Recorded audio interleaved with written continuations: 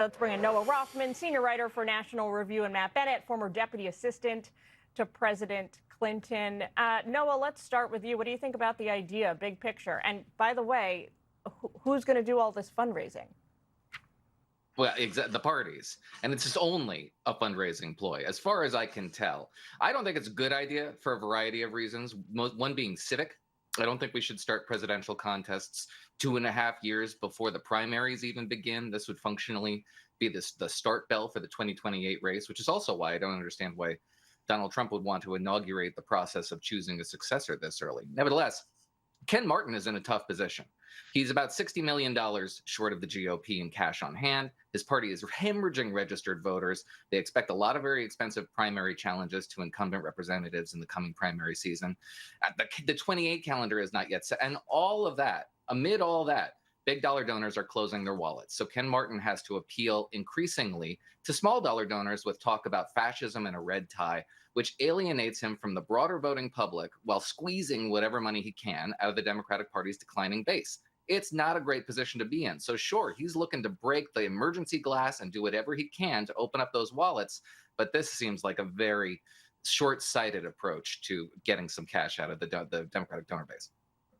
Noah, President Trump's team has been telling people behind the scenes that one of the reasons he is in favor of this is because he believes it could help to highlight what he sees as his successes so far this term. For Democrats, I would imagine your challenge is more about the candidates. Are you going to be ready to put forward a roster of candidates that quickly, that soon?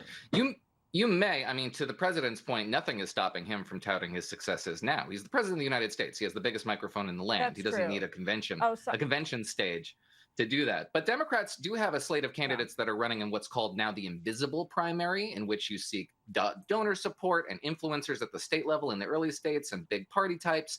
That's the stuff that happens behind closed doors for a reason. The public does not need a permanent campaign.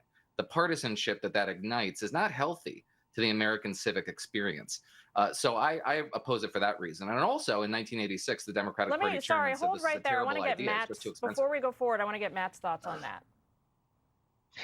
I have to say, I think it's a terrible idea. I've been to 9 Democratic conventions, and I don't want to go to another one mid-cycle. We just don't need it.